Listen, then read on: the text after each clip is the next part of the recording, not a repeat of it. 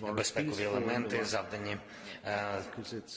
завдання відновити повну силу статуту ООН і захистити міжнародний порядок, заснований на правах. Це спільне завдання, я впевнений, усіх країн, які зацікавлені в міжнародній безпеці. Вкрай важливим є питання відновлення справедливості і для усіх тих, хто постраждав від російського терору, від цієї агресії, від цієї війни. І для нашої держави загалом агресор повинен понести відповідальність за агресію та відшкодувати всі. Я дякую президенту за підтримку нашої роботи щодо відновлення справедливості, зокрема в роботі всіх наших інституцій в цьому напрямку. І ми вважаємо, на нашу думку, звичайно, немає альтернативи із створенню спеціального трибуналу. Це позиція України, і ми будемо підтримувати цю позицію. А вже ж я дуже хотів би, щоб Сполучені Штати Америки були залучені до реалізації нашої формули миру, і це залучення означатиме посилення глобальної стабільності в передбаченості міжнародних відносин. І ми маємо напрацювання на цьому шляху. І вже цього тижня в Нью-Йорку спільно зі Сполученими Штатами Америки майже 60 іншими державами ми виносимо на розгляд Генасамблеї ООН проект резолюції на підтримку миру в Україні. І напередодні 24 лютого затвердження цієї резолюції стане найкращим свідченням, потужним свідченням того, що терористична сила ніколи не зламає цивілізоване право. І ще одне, я вважаю теж історично, сьогодні на Алеї Сміливості у Києві ми відкриваємо табличку, присвячену пану президенту Байдену. Перший дзвінок вночі 24 лютого минулого року. Наші переговори постійна, незмінна, потужна увага нашій боротьбі і дійсно увага захисту української демократії, а також особистий внесок пана президента Байдена у зміцнення позиції свободи у світі. Це те, що завжди буде в історії, назавжди залишиться. Україна вдячна вам, пане президенте. Україна вдячна Сполученим Штатам Америки, усім американцям в усіх містах і громадах, які цінують свободу так само, як цінуємо її ми. Слава нашим воїнам, слава нашим союзникам, слава Україні. Statement by the President of the United States of America. Thank you very much, Mr. President. You know, it was 1 year ago this week that we spoke on the telephone, Mr. President. It was very late at night in Washington, very early in the morning here in Kyiv. Russian planes were in the air and tanks were rolling across your border. You told me that you could hear the explosions in the background. I'll never forget that.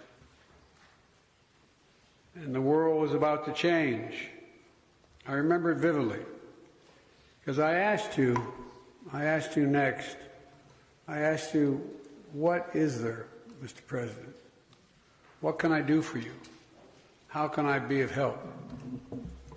And I don't know if you remember what you said to me, but you said, and I quote, gather the leaders of the world, ask them to support Ukraine.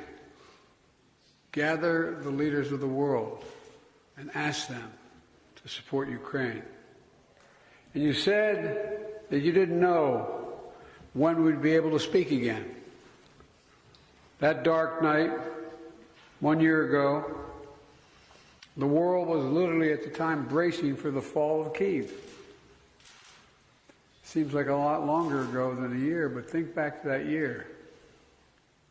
Perhaps even the end of Ukraine.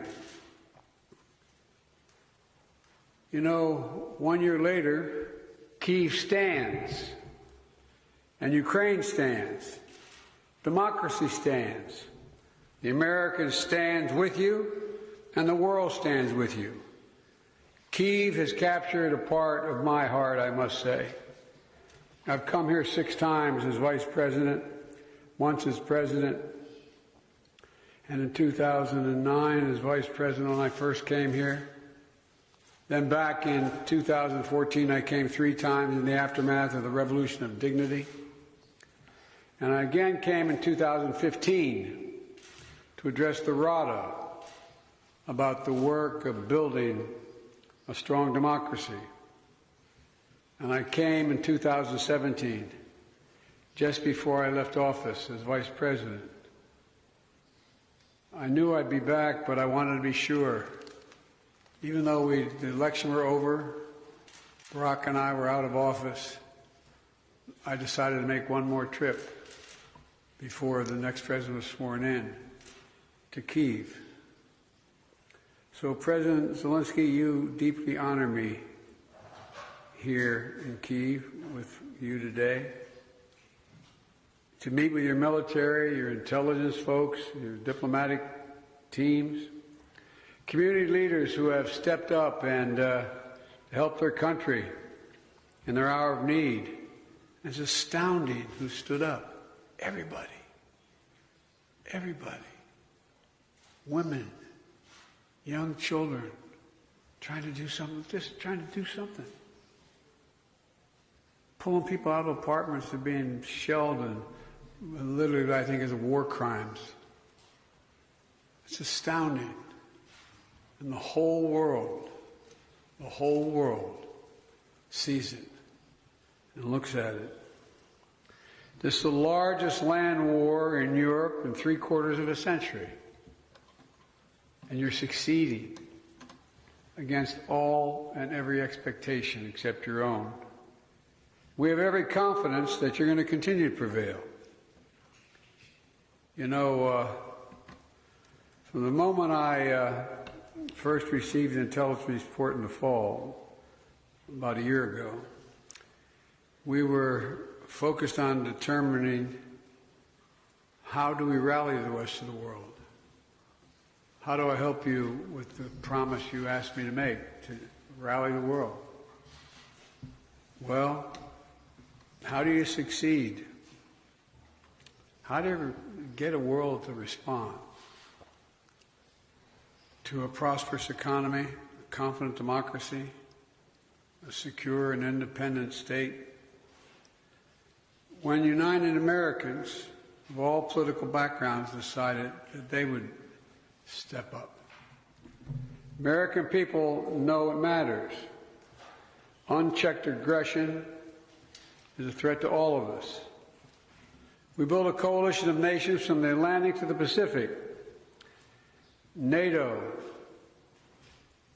in the Atlantic, Japan in the Pacific. I mean, across the world. The number of nations stood up, over 50. Help Ukraine defend itself with unprecedented military, economic, and humanitarian support. We united the leading economies of the world to impose unprecedented costs that are squeezing Russia's economic lifelines. Together, we've committed nearly 700 tanks and thousands of armored vehicles, 1,000 artillery systems, more than 2 million rounds of artillery ammunition, more than 50 advanced launch rocket systems, anti-ship and air defense systems, all defend Ukraine, and that doesn't count the other $500 million we're announcing with you today and tomorrow. That's going to be coming your way, and that's just the United States in this piece. And just today, that announcement includes artillery ammunition for HIMARS and howitzers, more javelins, anti-armor systems, air surveillance radars to help protect Ukrainian people from aerial bombardments.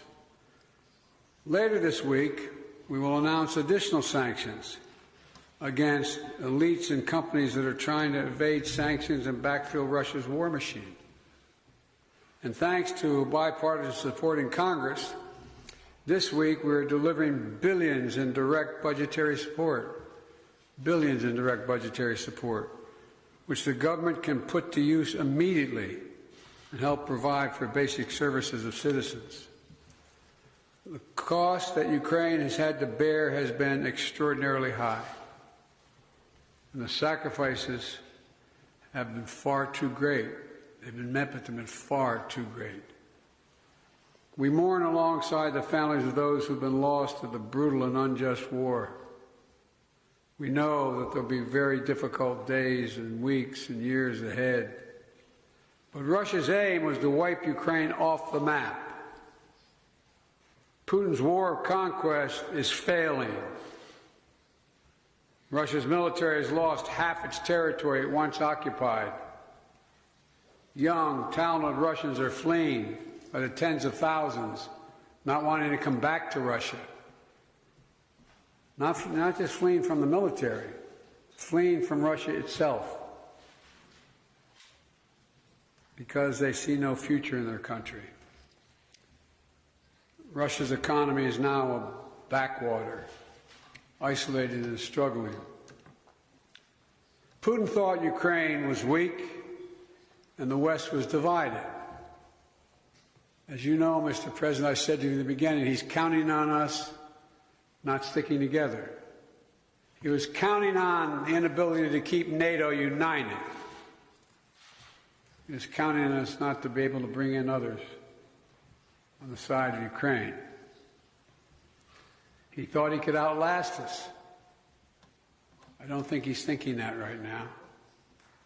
God knows what he's thinking, but I don't think he's thinking that. But he's just been plain wrong. Plain wrong.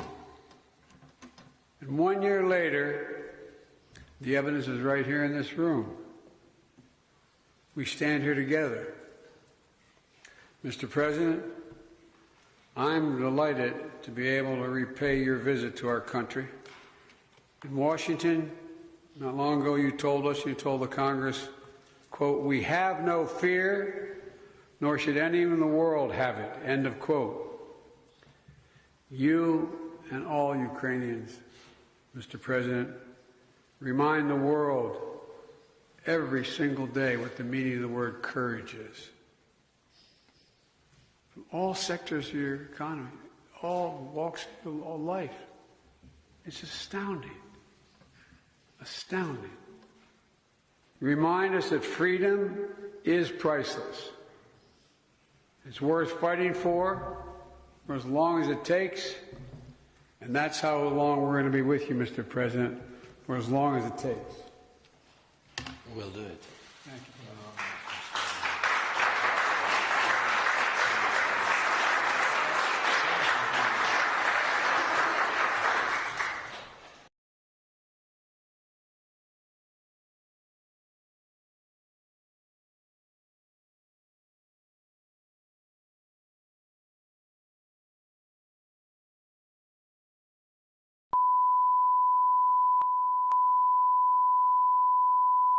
This is the primary audio circuit for the Reuters live service.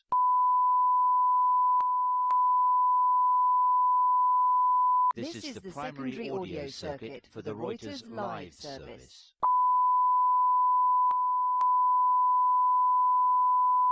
This is the primary audio circuit for the Reuters live service.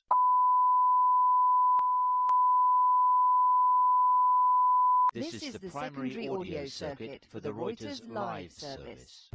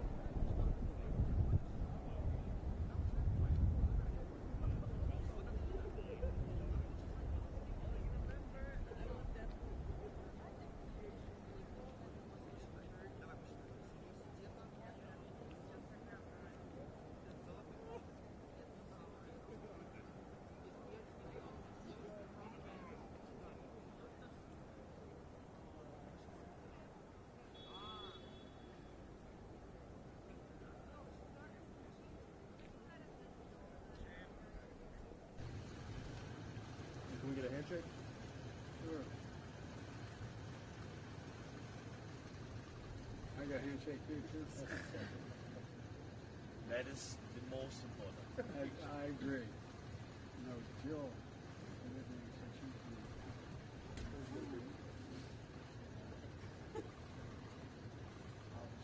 She's doing well. She's doing well. She's still teaching.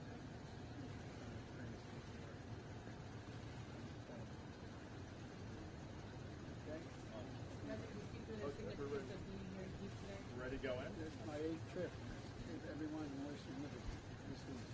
We're here to stay. And they're walking in.